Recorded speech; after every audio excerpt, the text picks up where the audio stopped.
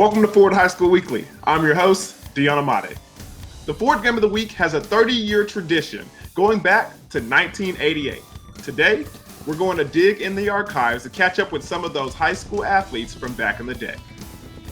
First up, Chris Barnes. He played at Union and later walked on at TU. Football is a rough game where injuries are common. A football injury set Chris Barnes on a path to his future career.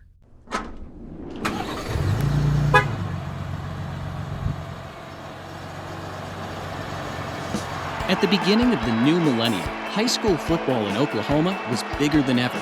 With record-setting crowds, legendary coaches, and national media attention, the Union Redskins were fiercely competitive, and their defense relied upon their undersized yet tenacious defensive end, Chris Barnes. Sotai dotting the I, and this is Sotai. Nowhere to go, reverses his field. Tackled in the backfield. A huge play for Union. That's Chris Barnes. I can't stand to dog any play. I mean, I've got pretty good athletic ability. The 6'3", 215-pound Barnes had a nose for the football and was the ultimate team player. In his senior season, he had 10 sacks and made the All-State team under head coach Bill Blankenship. That was a very special team. Anybody who's played for Bill Blankenship knows what I'm talking about. We won as a team and we lost as a team. So really taking that mindset through my life has been really good at not focusing so much on myself. Besides the values and memories he gained from his high school playing days, Barnes was forever impacted by some of the injuries he sustained. But those injuries helped guide him to find his true passion and meaning in life. I mean, everybody who plays football long enough pretty much gets injured, but I had a really bad hip flexor injury that had me limping for almost a month. And that's how I met my mentor, Dr. Michael Peterson, who in 5 minutes was able to release that hip, and I was able to sprint within moments, where before that I could barely walk. And in that moment, I knew I wanted to be a chiropractor. Despite the injuries and pain, Barnes still pursued his dream of playing college football. After 2 years at Northeastern Oklahoma A&M College, Barnes walked on to the University of Tulsa football team in 2004 to realize his dream, but the injuries just kept mounting for Chris. Chris was the consummate team player, a guy that wanted to do whatever he could to help the team win a game. By the time I got to the University of Tulsa, I could barely wash my hair. I could barely, push a garage door opener. At the end of his playing career, Barnes already knew that he wanted to be a chiropractor. He began his career interning for his mentor, Dr. Peterson, in Tulsa, before attending the Cleveland Chiropractic College in Kansas City. I remember going, this is what I want to do. I know what it's like to be in pain. I want to know what it's like to help people on the other side of it. One of his patients ended up being someone who had helped Dr. Barnes deeply in the past, his former college coach, Steve Cragthorpe. I have some health challenges. I have Parkinson's, was diagnosed 8 years ago, and I knew that Chris was a cutting-edge guy. And so I actually just Googled Chris when I got back and was able to get a hold of him, and he's been tremendous with me. Not only from a physical standpoint, but from a mental and emotional and spiritual standpoint, he's the consummate doctor. It's just an honor for me to be able to give him a small gesture of payback for how he treated me. Dr. Barnes lives in Tulsa and has 4 children, including 1-year-old triplet boys. He owns his own chiropractic firm, Tensegrity Chiropractic, and believes that some changes may need to be made to football. There needs to be more research into exactly how bad a mind can be damaged. I don't know if I'll ever let them play football. We'll cross that road when we get there.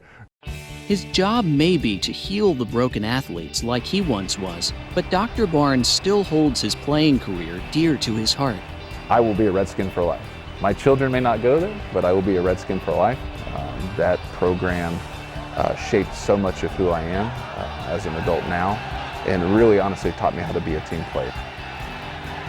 The games, the people, the memories.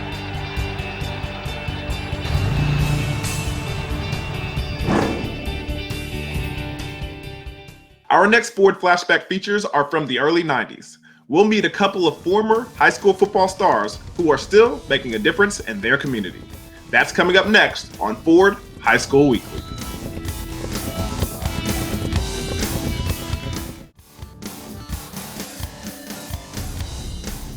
Welcome back to Ford High School Weekly. I'm Deon Amade.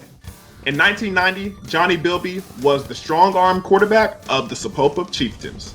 His on-field success led him to college football, and his love for the community has made him a fixture in Sapulpa.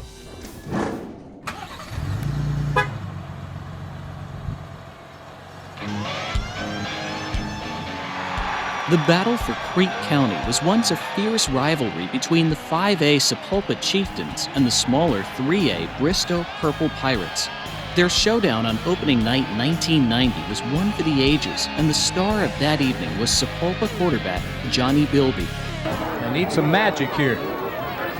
From Hafer Field in Bristow, and Johnny Bilby fires to Barry, slant in, and Barry dropped at the 40-yard line.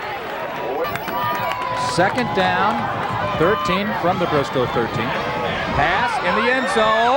It is caught. Yes, it's a touchdown in overtime to Brian Barnes. Chieftains quarterback Johnny Bilby always did his best John Elway impression every Friday night in blue and white. Surrounded by a slew of capable targets, Bilby could sling the ball anywhere on the field. Johnny Bilby was a very fluid quarterback at Sapulpa, had some great teams that he played with over there, and of course a very athletic quarterback. He could throw the ball a good 50 yards. I probably thought I was better than I actually was, as a high school athlete. After high school, Bilby continued playing football while pursuing a career in education. When I left Sapulpa, I went on and played at the college level and at Pittsburgh State University there in Kansas, and I always knew I wanted to be a football coach. After college, he returned to his hometown to teach and coach for the school that he had studied at just years prior.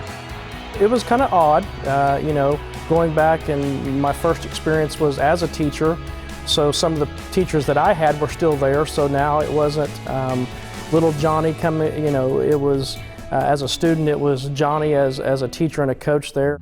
There was always something special about Sapulpa to Bilby as he worked his way up the ladder for Sapulpa Public Schools, eventually becoming assistant superintendent.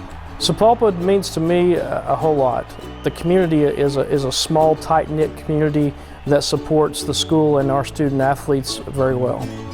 Staying in his hometown has helped him to keep in contact with some of his old friends from his playing days. Probably the one that I talked with the most is Will Berry.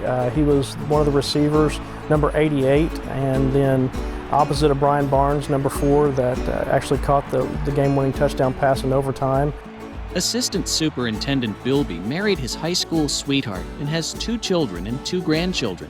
He still has fond memories of his high school days, though.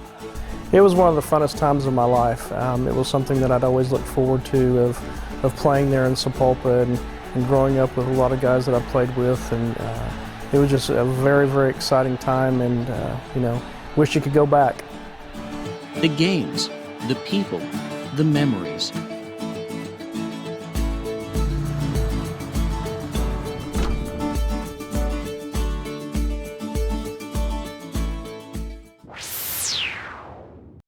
In that same season, Kenny Gunn was an important part of an undefeated state championship team at Cascia Hall. He was a versatile running back and defensive back who went on to play college ball. And Kenny Gunn continues to make Tulsa his home.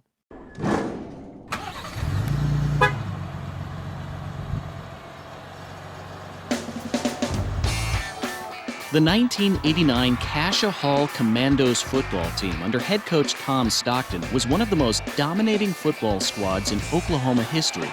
With a potent offense and a lockdown defense, some of their success can be credited to prolific tailback and defensive back Kenny Gunn.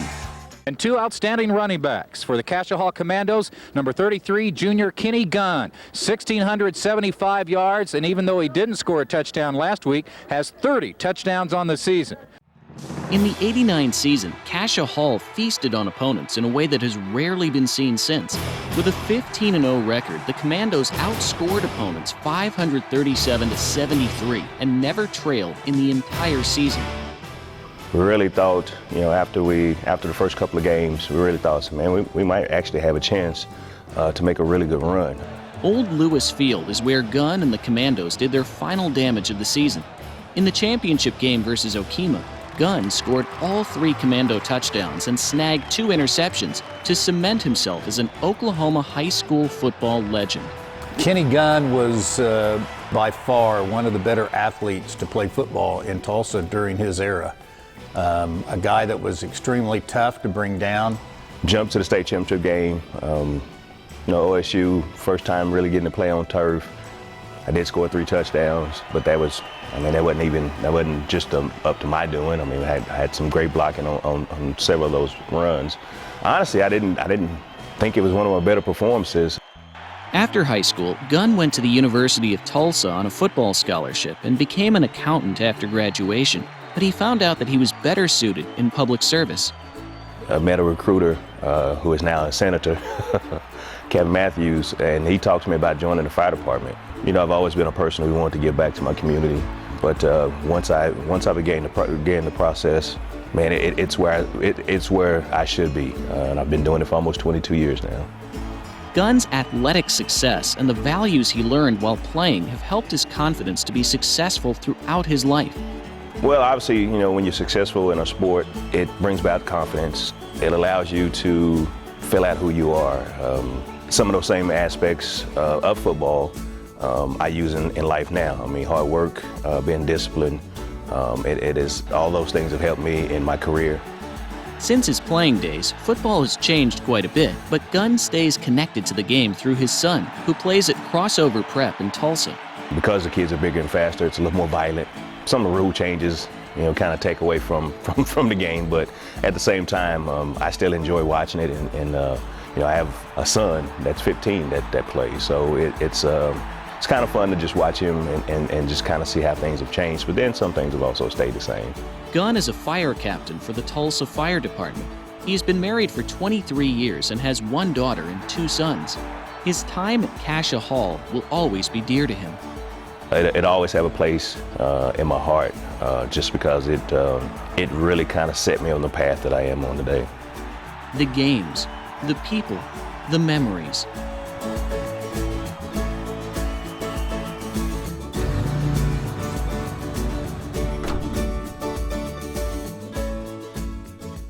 Our next Forward Flashback features a guy who was behind the line looking for receivers in high school.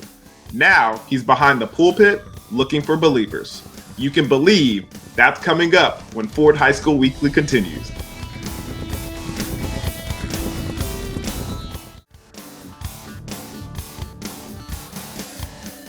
Welcome back to Ford High School Weekly.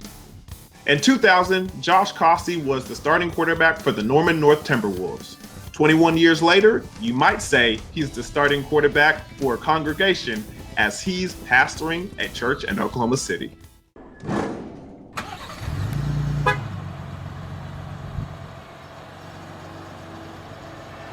In the year 2000, Norman North High School was in its infancy.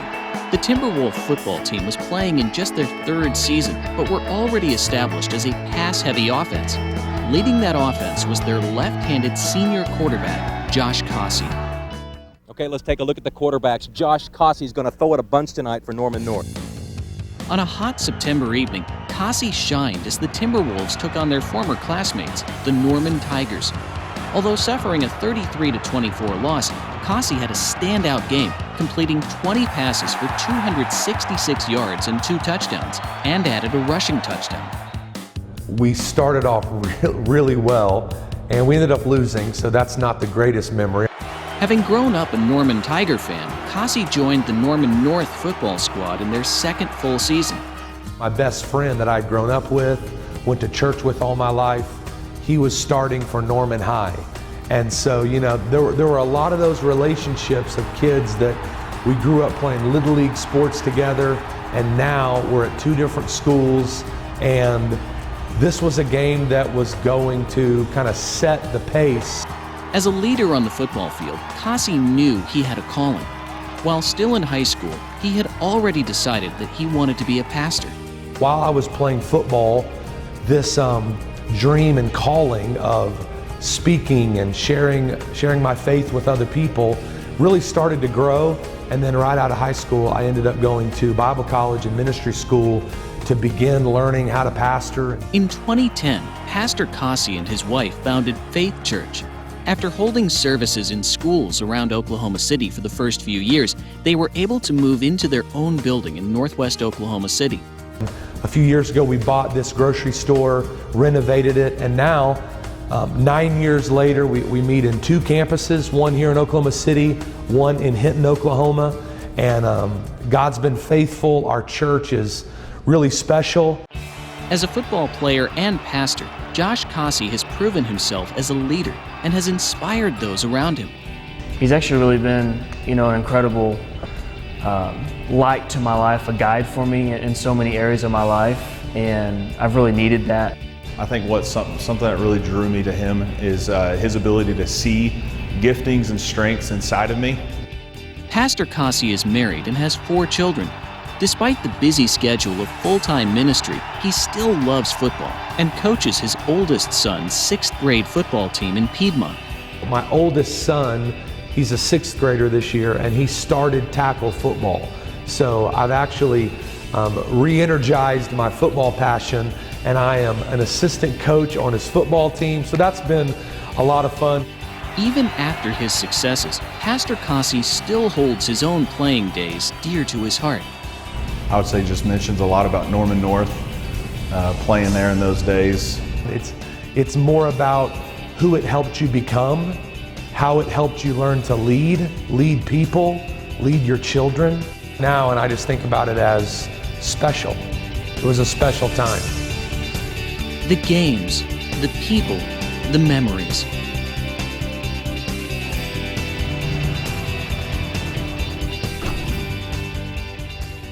So who was that starting quarterback for Norman in 2000?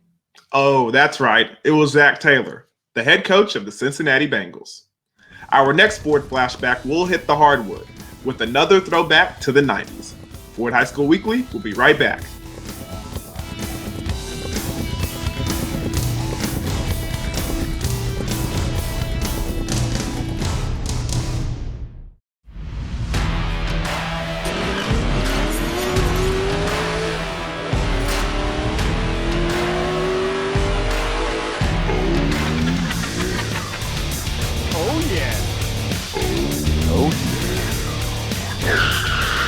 Great googly movie. Oh yeah. Oh yeah. Oh yeah. How many times can I say oh yeah?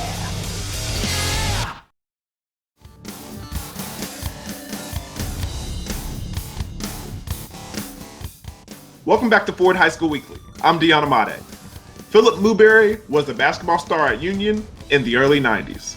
A growth spurt turned him into a tall player who could handle the ball and score inside and out. Basketball was a great investment for him.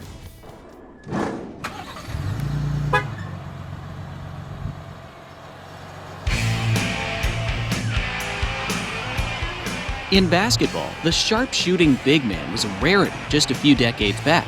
But for Coach Bob Cleland and the Union Redskins in the early 90s, they already had a glimpse of the future in their star forward, Philip Muberry. Try to cover the cutters as they go across, so it makes it a good defense. Muberry for 3. He's 6'7", but he can hit the outside shot. After growing to 6 feet 7 inches as a sophomore, Union's Philip Muberry continued his guard-style play, but was also adept at grabbing rebounds and blocking shots like a bruiser as well. Kid that could play inside or outside, and that was really before taller players like Muberry mostly played inside, especially at the high school level. Most guys 6'7" were playing on the post.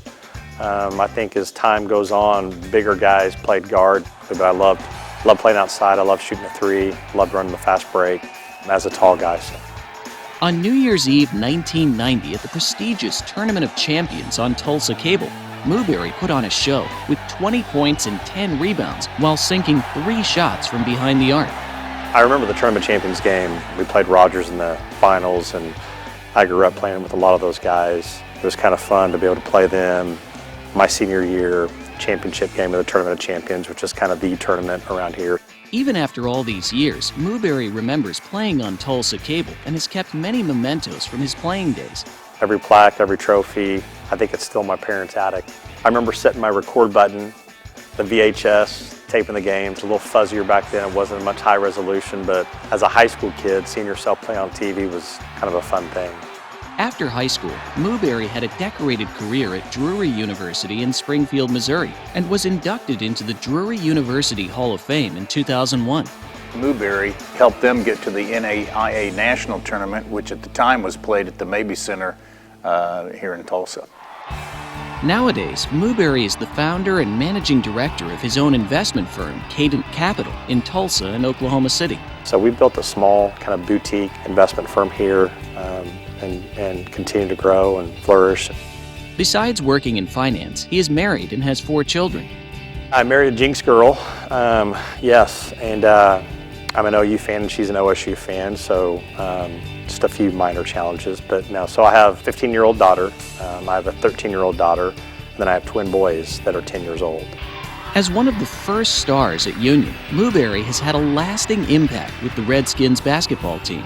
He's the guy that really started what has now become one of the better programs in the state of Oklahoma. Union is a lot different than it was whenever I was in high school, but I love watching my alma mater and I love to see it when they're successful, and you're always rooting for the high school you graduated from.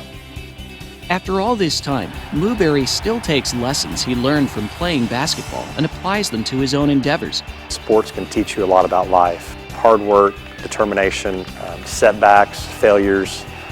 I think the lessons I learned from high school I still apply today. The games, the people, the memories.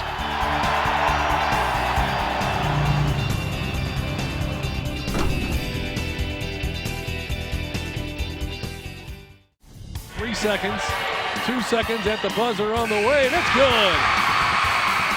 Be sure to go to YurView.com/OK for highlights and replays of the Ford Game of the Week. And check out our podcast and past episodes at YurView.com/OK. These Ford flashbacks make my point that only the best in Oklahoma make it to Ford High School Weekly. Let's see how today's high school athletes make an impact on Oklahoma's future. So thank you for watching Ford High School Weekly, and until next time, I'm Deon Amade.